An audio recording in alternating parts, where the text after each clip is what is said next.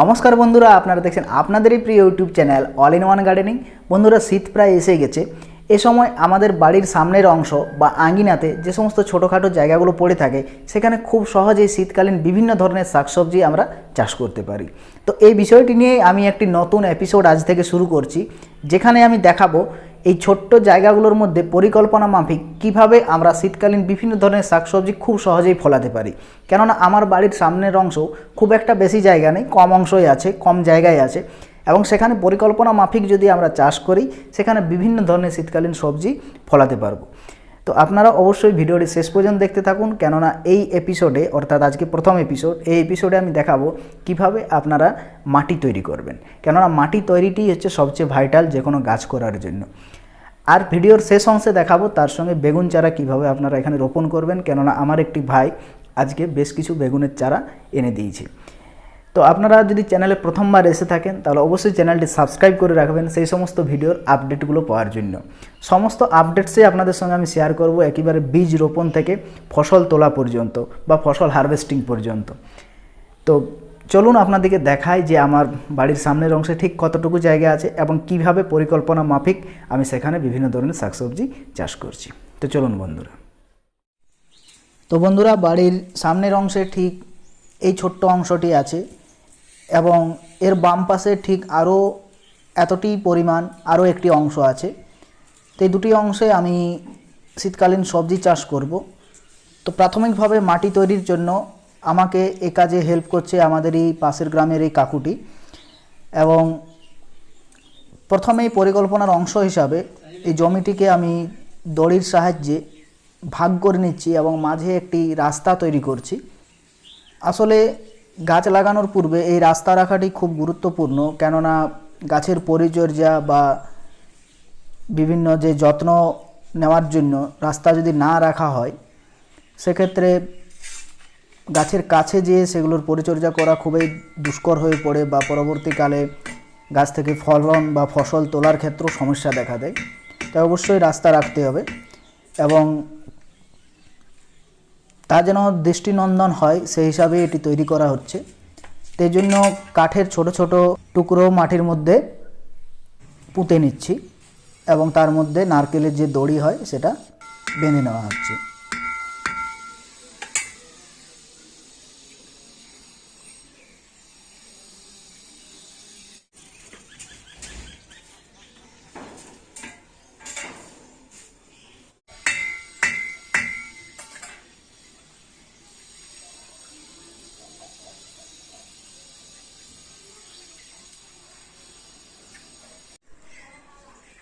এরপর এই মাটি গাঁইতির সাহায্যে খুব ভালোভাবে খুঁড়ে নিতে হবে এবং মাটির মধ্যে যদি কোনো পাথর বা কোনো প্লাস্টিকের টুকরো এই সমস্ত যদি থাকে তাহলে সেগুলো অবশ্যই ভালোভাবে বেছে পরিষ্কার করে নিতে হবে।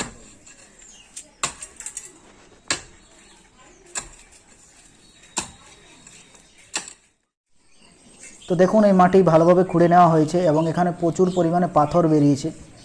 আসলে আমাদের এখানে মাটির মধ্যে পাথরের পরিমাণ প্রচুর থাকে, তো এগুলো বেছে নেওয়া হয়েছে এখানে।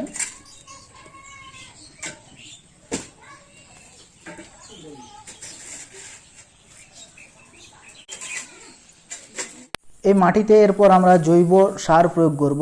তো এর জন্য আমি এখানে খোলের গুঁড়ো নিয়েছি এবং এখানে দেখতে পাচ্ছেন গোবরের অংশ, শুকনো গোবর, 1 বছরের পুরনো গোবর, এই দুটো ভালোভাবে মিক্স করে আমি মাটির মধ্যে ছড়িয়ে দেব।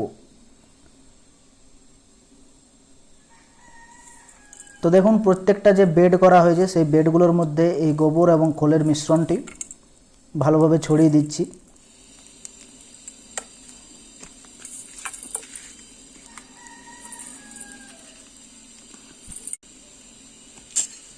এরপর এই মাটি ভালোভাবে একটু ওলট পালট করে দিতে হবে যাতে সেই গোবর এবং খোলের অংশটি মাটির মধ্যে খুব ভালোভাবে মিশে যায়।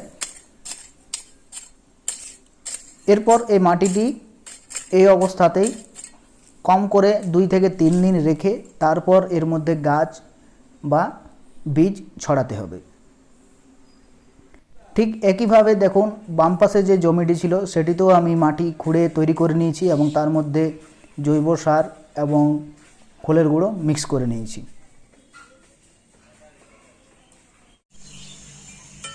তো এই বাম পাশের জমির কিছু অংশে আমি বেগুনের চারা রোপণ করব, তার জন্য এই ধরনের গর্ত করে নিয়েছি।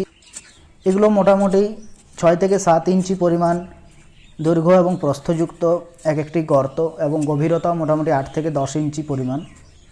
এর চেয়ে বেশি বড় গর্ত করার প্রয়োজন নেই। এই গর্তগুলো তৈরি করার কারণ হচ্ছে গাছের বৃদ্ধি যাতে খুব ভালো হয়, এবং আমি বললাম যে আমাদের এরিয়ায় পাথরের পরিমাণ খুব বেশি, তার জন্য এই বক্স পদ্ধতিতে অবশ্যই গাছ করতে হবে। আর যদি আপনাদের ওখানের মাটি খুব ভালো হয়ে থাকে তাহলেও যদি আপনারা এভাবে বক্স পদ্ধতিতে গাছ লাগান, বিশেষ করে যেগুলো 1 বছর ব্যাপী গাছ হয়, তাহলে খুব ভালো পরিমাণ ফলন পাওয়া যাবে। যেমন এই সমস্ত বক্স পদ্ধতিতে বেগুনের চারা বা লঙ্কা গাছের চারা এগুলো রোপণ করলে খুব ভালো ফলন পাওয়া যায়। এছাড়া আমি এই ধরনের বক্স পদ্ধতিতে টমেটো গাছের চারাও রোপণ করি। গত বছর আমার টমেটো গাছের ফলন ঠিক কী ধরনের হয়েছিল সেটি আপনাদের আমি একটি ছোট্ট ভিডিওর মাধ্যমে দেখিয়েছিলাম। তো দেখুন, ঠিক এই পদ্ধতির মাধ্যমে আমি আরও বেশ কিছু গর্ত এখানে তৈরি করে নিয়েছি। এগুলোতে আমি বেগুনের চারা রোপণ করব।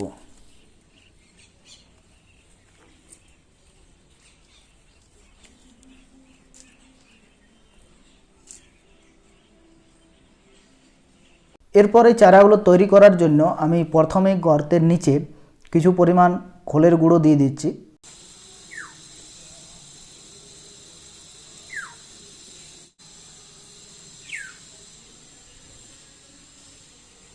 এবং এর সঙ্গে সঙ্গে আরও বেশ কিছু এর মধ্যে গোবর এবং মাটির এক একটা লেয়ার দিয়ে এটা তৈরি করতে হবে।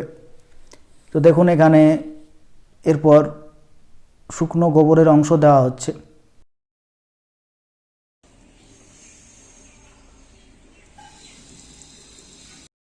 এবং এরপর এর উপরে যে মাটি খোঁড়া হয়েছিল গর্তের থেকে, সেই মাটি কিছুটা পরিমাণ দেওয়া হচ্ছে। এইভাবে এক একটি লেয়ার তৈরি করতে হবে এবং সেগুলো ভালোভাবে একই সঙ্গে মিক্স করে দিতে হবে।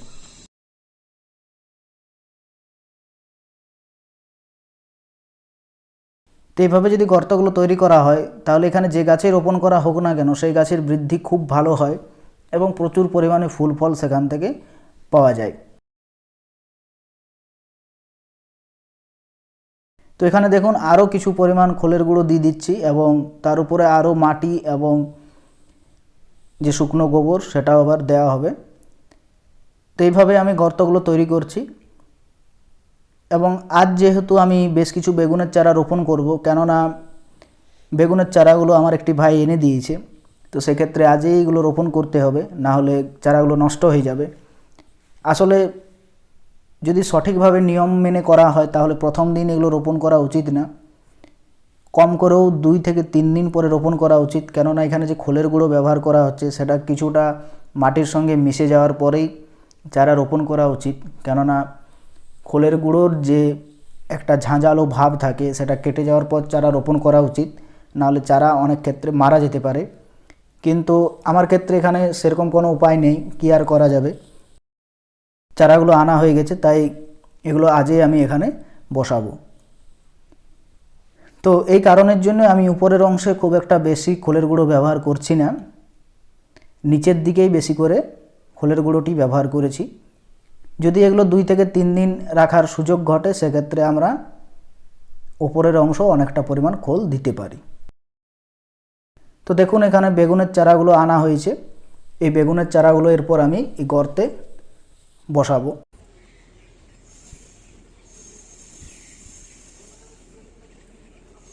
আমি আমার ছাদ বাগানও এখান থেকে 2টো চারা বসাবো, এবং সেগুলো কিভাবে বসানো হবে ছাদ বাগানের ক্ষেত্রে পদ্ধতি কিছুটা আলাদা, কেননা সেখানে মাটির পরিমাণ অনেকটাই কম থাকে, সেখানে মাটি অন্যভাবে তৈরি করতে হয়।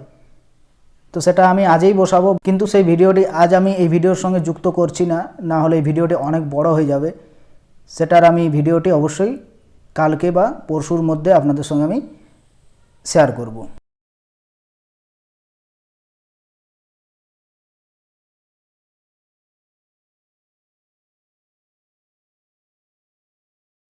এখানে দেখুন উপরের অংশে চারাটি বসিয়ে নেওয়া হলো, এবং কিছুটা অংশ অবশ্যই উপরে ফাঁকা রাখবো পরবর্তীকালে গাছের গোড়ায় আরও মাটি দেওয়ার সুবিধার্থের জন্য, এবং গাছের গোড়ায় জল বা বিভিন্ন খাবার গাছে প্রয়োগ করার জন্য। আর গাছের পাতাগুলো অবশ্যই ভালোভাবে তুলে দিতে হবে, শুধুমাত্র ডগার যে পাতাটি সেটি রাখতে হবে এবং বাকি পাতাগুলো তুলে দিতে হবে, নাহলে গাছটি ডিহাইড্রেট হয়ে যাবে, অর্থাৎ অতিরিক্ত বাষ্পমোচনের ফলে গাছটিতে জলের পরিমাণ কমে আসবে এবং গাছটি মারা যেতে পারে। তাই পাতাগুলো অবশ্যই ছিঁড়ে দিতে হবে। এরপর এই গাছের মধ্যে ভরপুর পরিমাণে জল দিয়ে দিতে হবে।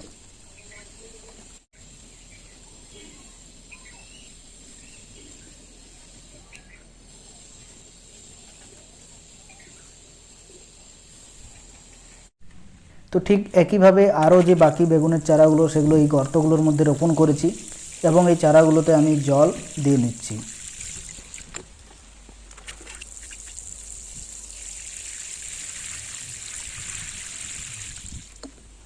কড়া রৌদ্রের সময় অবশ্যই কোনোভাবেই চারা বসানো যাবে না। যদি সকালের সময় চারা আনা হয়েও থাকে তাহলে বিকেলের সময় অবশ্যই চারা বসাবেন। চারাগুলো সারাদিন শেডের মধ্যে রেখে তারপরে বিকেলের সময় বসাবেন। যদি কড়া রোদের মধ্যে চারা বসান সেক্ষেত্রে চারাগুলো নষ্ট হয়ে যেতে পারে।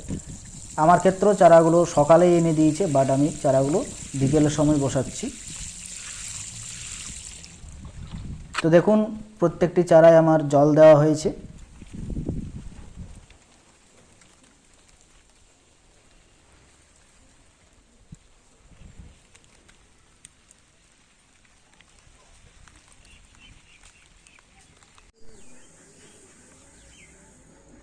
তো এই বেগুনের চারাগুলো বসানোর জন্য ঠিক যেভাবে গর্ত বানিয়েছিলাম ঠিক ওই একইভাবে আরও বেশ কিছু গর্ত আমি এখানে বানিয়ে নিয়েছি এবং এগুলোতে আমি টমেটোর চারা রোপণ করব।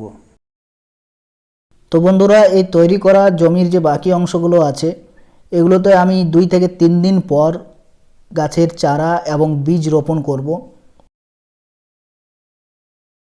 তো সেই সমস্ত ভিডিও আগামী 2 থেকে 3 দিন পর আপনাদের সঙ্গে আমি অবশ্যই শেয়ার করব। তো আপনারা চ্যানেলে নতুন হয়ে থাকলে অবশ্যই চ্যানেলটি সাবস্ক্রাইব করে রাখবেন সেই সমস্ত ভিডিওর আপডেট পাওয়ার জন্য। তো বন্ধুরা, আজ এখানে ভিডিওটি শেষ করছি। সকলে ভালো থাকবেন, সুস্থ থাকবেন। নমস্কার।